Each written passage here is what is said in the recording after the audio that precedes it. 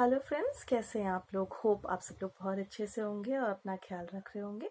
Friends, आज जिस topic के ऊपर बात करेंगे वो है बच्चों के दांत, है ना। जैसे कि पता ही होगा कि हम लोगों में दो तरह के दांत होते हैं। एक होते हैं मिल्क टीथ जो बच्चों में होते हैं, उसके बाद आते हैं हमारे परमानेंट टीथ, है ना।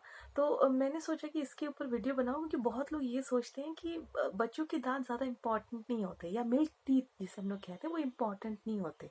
जो इम्पोर्टेंट होते हैं वो परमानेंट टीथ होते हैं, है ना, जो पूरी ज़िंदगी भर रहने वाले हैं। बट ऐसा नहीं होता है। जो मिल्क टीथ है उसका भी उतना ही इम्पोर्टेंस होता है जितना कि परमानेंट टीथ का होता है। ठीक है, वो आपके बच्चों में खाने को चबाने का काम तो करते ही, उसका प्राइमरी रोल है, पर उसके अलावा भी उसके बहुत सारे फंक्शन होते हैं जो लोगों को नहीं पता। और जो माँ बाप है इस चीज़ को इग्नोर करते हैं, कहते हैं कि ये तो मिल्क टीथ है, कीड़ा लग जाए चाहे जो हो जाए, निकल जाए गिर जाए कोई फ़र्क नहीं पड़ता। ऐसा नहीं होता है। देखिए, जितनी केयर आपको परमानेंट टीथ की करनी होती है उतनी ही केयर आपको आपके बच्चों के मिल्क टीथ की करनी होती है।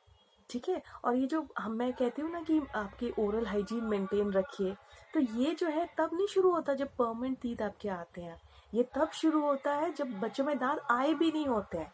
देखा है ना, जब बच्चे कम से कम 5 महीने तक उनके दांत ही नहीं होते और जो खाली रिज होती है ना, जिसपे दांत आने होते हैं। ये जो जबड़े वाले हड्डी जो होती है नीचे की और ऊपर की दिखती है, दांत तो कोई होती नहीं है। दांत 6 महीने में दांत निकलना शुरू होते हैं बच्चों में, है ना। तो उससे पहले ही, दांत निकलने से पहले ही आपको स्टार्ट करना होता है ओरल हाइजीन। मदर्स को करना होगा, तब तो बच्चे छोटे होते, बच्चे कुछ कर नहीं सकते, है ना। तो जब उनके दांत आए भी नहीं होते हैं तो मदर्स को एक सॉफ्ट सा क्लीन सा कपड़ा ले करके उसको गीला करके मॉइस्ट करके दूध पिलाने के बाद, बच्चों को फीड करने के बाद, उनके जो जबड़े होते हैं ना जिन पे दांत आने हैं उसको अच्छे से क्लीन कर दीजिए। हल्के हाथों से, नरम हाथों से क्लीन कर दीजिए, है ना। धीरे धीरे बच्चा समझ जाएगा कि मम्मा जो है मेरे दूध पीने के बाद मेरे मुंह में कुछ करती है, वो चीज़ को अडाप्ट करेगा। ठीक है, तब से ओरल हाइजीन शुरू होती है। ठीक है, ये नहीं है परमानेंट टीथ आने के बाद शुरू होती, तब से शुरू होती है। ठीक है, उसके बाद बच्चों के दांत, ये भी पता होना चाहिए पेरेंट्स को कि बच्चों के दांत आने कब शुरू होते हैं। देखिए, 6 महीने में उनके दूध के दांत निकलने शुरू होंगे।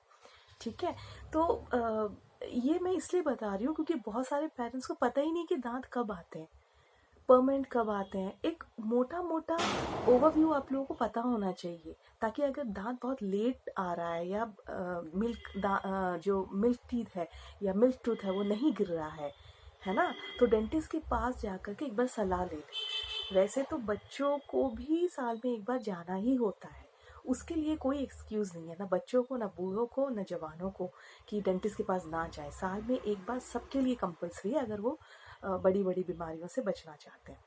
ठीक है, तो मैंने बता दिया कि 6 महीने में बच्चों के दूध के दांत आना शुरू होते हैं।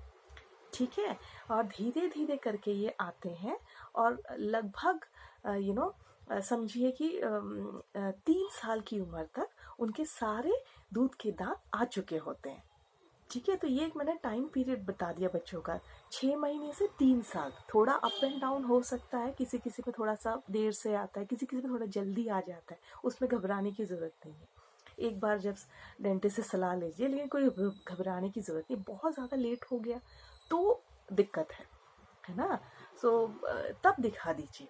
जैसे छोटा मोटा 1-2 महीने का फ़र्क, कुछ महीनों का फ़र्क से कोई फ़र्क नहीं पड़ता। तो ये सब चीज़ें आपके माइंड में होनी चाहिए। 6 महीने में आना शुरू होगा, लगभग 3 साल की उम्र तक सारे दूध के दांत आ चुके होंगे। अब देखिए, अब जब वो छोटा था तो आपने, जब उसके दांत नहीं आए थे बच्चों के, तो आपने गीले कपड़े से वो साफ़ कर दी उसके रिच, है ना। जब बच्चा थोड़ा सा बड़ा हो गया, थोड़ा सा जब बड़ा हो गया, तब उसको जो है आप ब्रश करना सिखाइए। ठीक है, उसको सिखा दीजिए कि सुबह और शाम को ब्रश करना कितना ज़रूरी है। उसके साथ रहिए, उसको ब्रश करना सिखाइए। ये ना हो कि वो जो फोम है वो निगल ले। ठीक है, जब वो ब्रश करते हैं, जब फोम निकलते हैं, उसको बोलिए पहले थूके और उसके बाद रिंस करें, नहीं तो वो टूथपेस्ट निकल जाएंगे। तो बच्चों के साथ रहना ज़रूरी है। 2 या 3 साल की उम्र से वो लोग खुद ब्रश करना शुरू कर देंगे, लेकिन थोड़ा उनको देखना पड़ता है ना। वो बहुत नॉटी होते हैं, पता नहीं क्या कर लेंगे, तो है ना, उनके पीछे लगे रहना पड़ता है। बहुत बड़ी जॉब है मॉम्स की।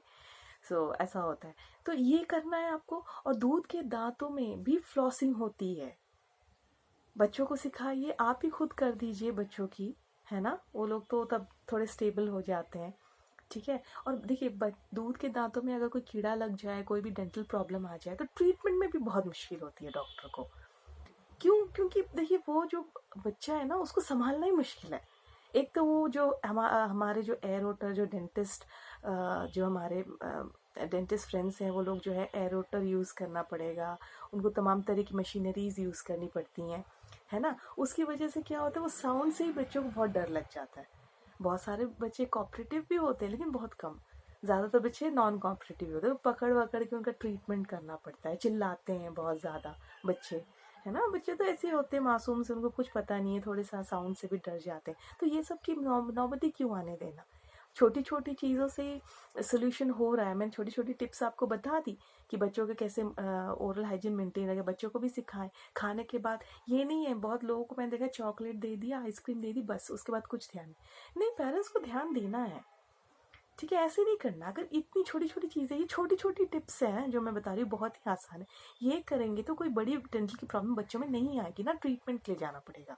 और जब बच्चों को जो बॉटल फीड करते हैं ना, उसके बाद कुछ कुछ माँ बाप बस ऐसे ही रख देते हैं, वो ऐसे ही सो जाता है बच्चा, ऐसे नहीं करना है। अगर बच्चा सो भी जाता है तो उसका मुंह खोल के फिर आप को जो है स्वाइप कर देना है गीले कपड़े से, करना ही पड़ेगा। ऐसे करने से बहुत सारी बीमारियों से वो बच जाएंगे। ठीक है। थोड़े बड़े हो जाते हैं तो उनको ब्रश करना सिखाइए, सुबह शाम ब्रश करना है, सॉफ्ट तरीके से ब्रश करना है, सही डायरेक्शन में ब्रश करना है। फ्लॉसिंग भी एक चीज़ होती है, टंग क्लीनिंग भी एक चीज़ होती है, ये सिखाना है। खाने के बाद चॉकलेट खा लिया बस ऐसे ही रही, नहीं ऐसे ही नहीं, उनको सिखाना है कि इसके बाद माउथ वॉश करना ही है। जैसे भी उनको समझा पाएँ, मतलब बच्चों का माइंड थोड़ा अलग होता है, उनको खेल खेल में समझा दें कि अगर नहीं कुल्ला किया खाने के बाद, चॉकलेट ऐसी ही रहेगी दांतों में तो क्या हो जाएगा, है ना, बड़े बड़े मॉन्स्टर्स आ जाएंगे, पेन होगा। जैसे भी हम लोग बच्चों को समझा सकते हैं, वैसे माँ बाप समझाएं उन लोगों को, है ना। तो ये देखिए, ये छोटी छोटी टिप्स हैं। और बच्चे जब इन सब चीज़ों के एडिक्ट हो जाएंगे ना, फिर आपको चिंता करने की ज़रूरत नहीं, वो खुद ही 2 टाइम ब्रश कर लेंगे, वो खुद ही टंग क्लीनिंग कर लेंगे। और फिर वो मतलब उनको आपको बोलना नहीं पड़ेगा, वो जब खुद अगर नहीं करेंगे उनको खुद ही अजीब लगेगा कि मैंने कुछ नहीं किया है ना। तो ऐसा होता है। तो ये हो गई बच्चों में केयर की बात। दूसरा इम्पोर्टेंस की बात, जो डेंटल के जो सॉरी बच्चों में जो दूध के दांत, डेसिडुअस जिसे हम लोग कहते हैं, मिल्क टीथ जिसे हम लोग के दूध के दांत, उसकी इम्पोर्टेंस है, बहुत इम्पोर्टेंस है उसकी। वो तब तक वहाँ पे वो एक तरह से गाइड करता है। नीचे के जो नीचे से जो परमानेंट टीथ आने वाले हैं, जो कि 6 साल की उम्र से शुरू होंगे, ये भी ध्यान दीजिए, ये भी एक टाइम पीरियड है। 6 साल, लगभग 6 साल की उम्र में, 6 से 7 साल की उम्र में बच्चों के परमानेंट टीथ आना शुरू होते हैं, पीछे का दांत और आगे का इंसाइजर। ठीक है।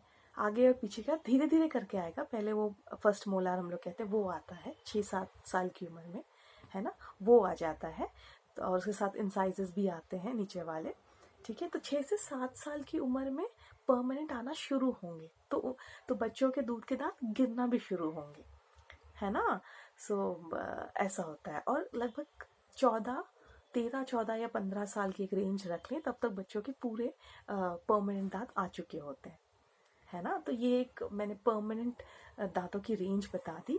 और बाकी बचा सबसे आखिरी दांत, जैसे विजडम टूथ कहते हैं, उसके लिए चिंता ना करें, तब तक बच्चे बड़े हो चुके होंगे। वो तो 17 ईयर्स से 21 ईयर्स के बीच में आता है, उसको टाइम लगता है, तो उसकी चिंता ना करें।